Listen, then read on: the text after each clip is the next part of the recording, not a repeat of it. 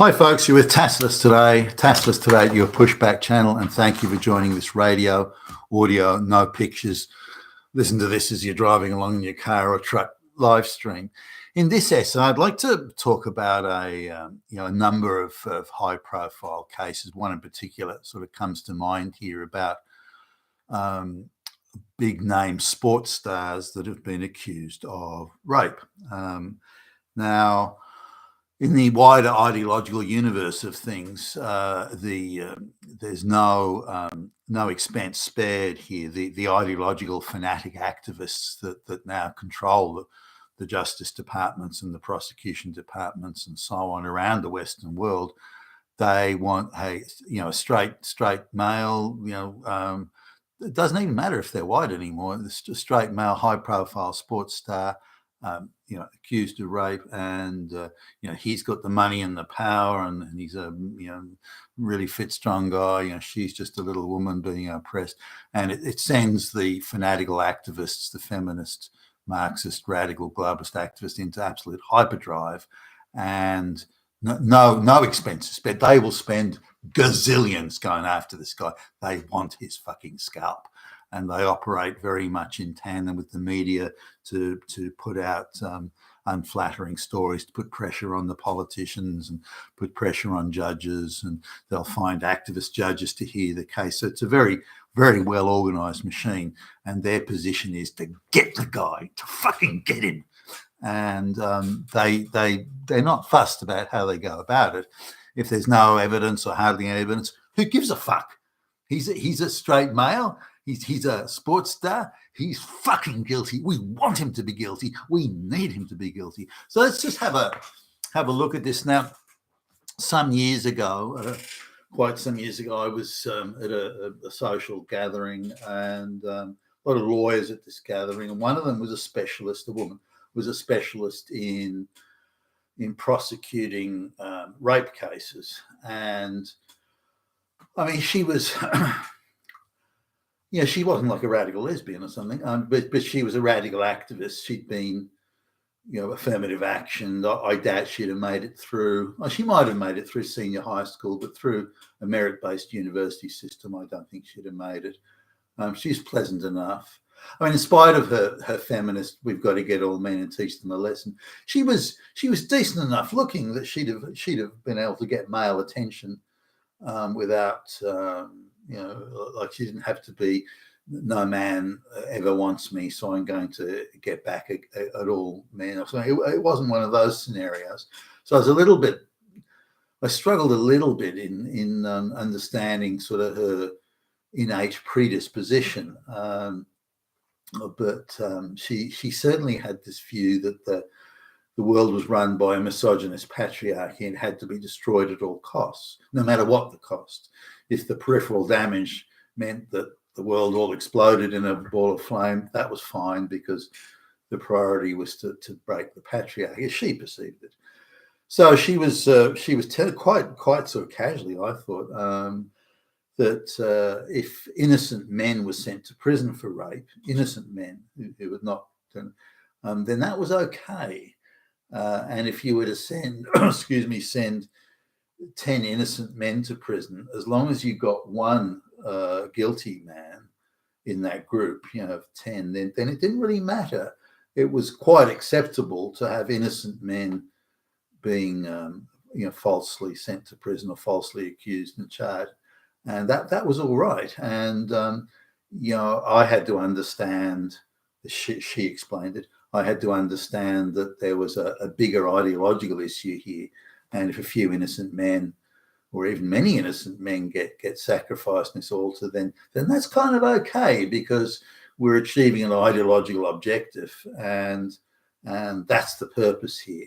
So I said, well, hey, how can you be making a better world, as she says it? How can we making a better world by falsely charging innocent people and sending them to prison? And no.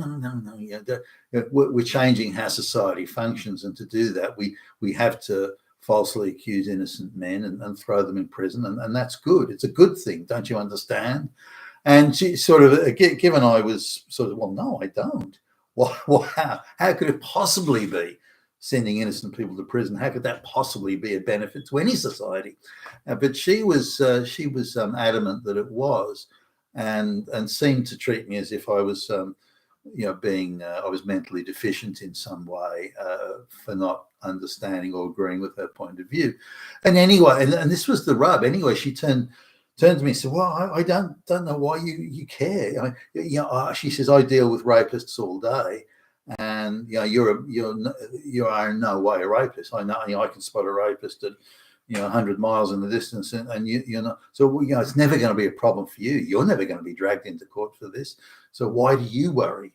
You're not the sort of guy who's ever going to be affected by it." And I'm not sure I agree with that. It's very easy once ideology gets out of control. Getting caught in the crossfire is very possible. But I did see her point. But she says, "Well, why should you worry? It's not going to be a problem for you." And I said, "No, that's not the issue here, whether it's a problem for me. The issue is, how can it improve any society by sending innocent people to prison and falsely accusing of crimes they have not committed? That is hardly a progressive step. It's a retrograde step, and a big one in my view." But she didn't see it that way. So let's now come to and I think her attitude sums up the people that run the Justice Department and the Prosecutors Department and so on. They're absolutely totally caught up in the ideology of things, and the idea of the crime or the facts or the this or that don't really matter anymore. That's not the issue. Is the sort of the wider ideological architecture sort of in place and are the boxes ticked? In which case, send the motherfucker to prison, guilty or not, evidence or not. So I've got a situation here where there's a woman there's some footballers they're having some sort of I don't know, some sort of party or annual bash somewhere, and they're staying in an expensive hotel. They're all pretty high profile sports people. I think it's football, but it could be something else. And so a woman somehow manages to get into the room of one of the footballers, and she makes it clear that she's available for the rest of the night for intimate acts, and so they go to the swimming pool. She's not bad looking, actually. They go to the swimming pool, and it's not a hot summer night, and she in the swimming pool engages. I'll have to tone this down a little bit. Engages in acts of fellatio with each one of these sportsmen. Now, another sportsman comes along a little bit later, and engages in an intimate act with her. She then decides that afterwards, a few days later, decides that one of the however many men it was, one of the men, she hadn't properly consented to one of the men. She'd only consented to fellatio, not to full full body intimate act. And so this again, the activists grabbed hold of this. I wouldn't have bothered this, but it was, if I was in the Prosecutors Department, it's just not enough here. So the argument is that she consented to everything else, but not to, in the case of the last guy, didn't consent to the full body stuff, only the fellatio. So this was classified thus as rape because he hadn't properly got permission.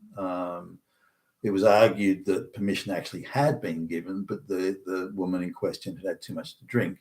So then it was argued that, well, then she couldn't give her consent.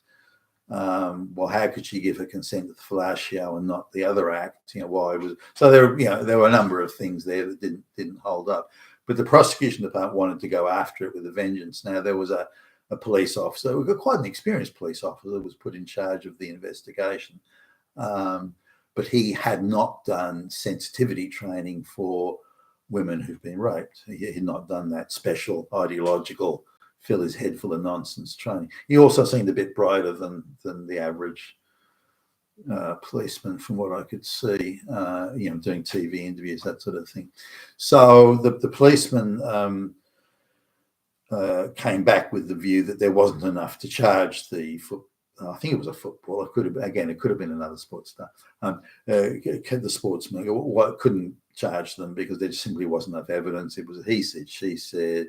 There was partial consent. Maybe consent was given before the woman got drunk. Could have been afterwards. And no, you can't go to court with this. So the policeman decided, the officer in charge decided not to proceed with any charges. Now, the senior police took a very hands-off approach. They appointed the senior officer to handle the investigation, and they left him alone. They didn't try and heavy him or pressure him or say, "Hey, buddy, your next promotion's off the table unless you do this or that." So he was left to his now. So the media attacked him viciously. The prosecutors department were leaking things to the media. Attacked him because he'd been divorced, and the divorce was an unpleasant one. So they said, "Well, look, because he's been divorced and he lost his house and he hates women because of that, and also he hasn't done feminist sensitivity training and rape sensitivity training. Therefore, he doesn't understand the issues. Only people who've been ideologically brainwashed should be able to hear that." So they were able to put in place a number of things that only people that were ideologically predisposed to see rape everywhere should be allowed to investigate these things. And then the prosecutions department said, "Well, the police have said we have to follow it up." But in fact, it's a chain of contamination of ideology throughout the whole process. And this is very important to understand. Now, coming to this recent case, there's one I'm thinking of now. There's a number actually I could pick from. So I'll really cherry pick a few bits and pieces out of each one. But there's a very high profile sports star. Now, he's somehow come into contact with a woman who has been sending him very, very lurid texts, as this is my understanding of it, very lurid texts inviting him to engage in very vigorous and very intimate and very sort of wide-ranging sexual trysts. And so I don't know how well they know each other, not well as I understand it, but her invitations are quite clear. And he, rather mistakenly, I think, gets suckered into this, and he goes to this woman who claims that after these intimate acts, they have a night of multiple intimate acts. She claims that actually she was raped. Now, to do that, she sort of has to say that she's invited him along, given consent all the way up until the nanosecond beforehand. Suddenly she withdraws his consent, thus it's rape. So that's the sort of the thing. Now, as a prosecutor, I'd really balk at chasing down something like that. But no, he's a high profile guy. This is it. We want his scalp. We want it to be true. We need it to be true. It must be true. Ideologically, it ticks all the boxes. All these men are fucking oppressors. They're fucking oppressors of helpless women. It must be therefore true. And that's really the underpinning sort of ideological madness that goes with no one's holding back. There's no oversight, nothing, and budgets are signed off. If it costs $1 million, it costs $2 million. We don't care. We don't care. We're seeking social justice here. And so they go after this guy with a vengeance, and there's very scant regard for facts and evidence. But it gets even worse. Somehow they managed to get a tame judge, a judge who's done all the the rape sensitivity training and so on, and is very disposed to accept that the women are predetermined victims, men are predetermined oppressors. Therefore, ideologically, at least, the guilt has already been ascertained before you listen to even a word of evidence. Now, it's all down to a he said, she said thing. So there's no evidence outside of that. But there was evidence that following the act, this woman sends emails or texts or whatever it was to online messaging to her friend, where she says she had a great night and it was he was a great fuck and all this sort of thing. But then a couple of days later plays the rape card. Now, I don't know what the cause of it is. Maybe she wanted to continue the relationship and he didn't want to, and so she thought, I'll get back at you. Maybe she thought, well, he's gone on a big income. He's a handsomely rewarded sports star. He can give me some money. Or so. I don't know what it was. I'm not sure. But why she would pursue this is hard to say. But anyway, the judge in the case won't allow that the messages of her telling a friend that it was a great night and she had a great fuck, and she won't allow that information to be heard in court. So the jury doesn't get to hear it. Now, this is pivotal evidence, absolutely critical. So again, we see the activists here. They're looking at that evidence, so that'll blow the case out. We got no case if that's heard in court. Well, what are we going to do? We'll conceal it. We'll hide it. We'll just prevent the court from prevent the jury from hearing it. That's what we'll do, and in that way we can artificially engineer a guilty verdict. Now that's the extent these people will go to. So when you look at like the Trump trials and all this sort of thing, this is the same mentality that ideologically we're permitted to do whatever we want. Because all men bad, all women victim. So we're allowed to do this because this is a wider ideological issue, not simply a matter of this case or the facts of it or whether something did or didn't happen. And this is the line and and this is how these lawyers coming through law school are being trained today and have been for some years, that the law is a way to effect social change within an ideological structure. Facts, evidence. If they suit your case, sure, use them. But if they don't suit your case, hide them, conceal them, commit perjury, plant false evidence, do whatever you have to do, but achieve the ideological desired social change outcome. That is the only purpose now of the law. And this is where we get the lawfare. Anyway, in a higher appeals court, the thing that this conviction against the sports guys overturned, and rightly so. But we're talking about someone who has been persecuted for years. The state has spared no expense. They have thrown any amount of money at it. And they've obviously had political support in doing this. Now, if you look at the coordination between the law departments, NGO activists, the media, and so there's clearly a central command in this, central control. We want a politician to come out and make a speech about how evil rape is. Done, got that. We've got that. Okay, we want stories in every major news outlet tonight. You got done, got that. We want NGOs producing, and we want this professors, lesbian academics, bring out reports saying that rape is the worst thing that's ever happened. It's more than, and it's this, and it's oppression, it's that. Okay, done. We've got that. So it's very centrally coordinated. The whole thing is like a story someone's written, a narrative they're putting out there, with every corner of it, every aspect of it delivered, on time and on message.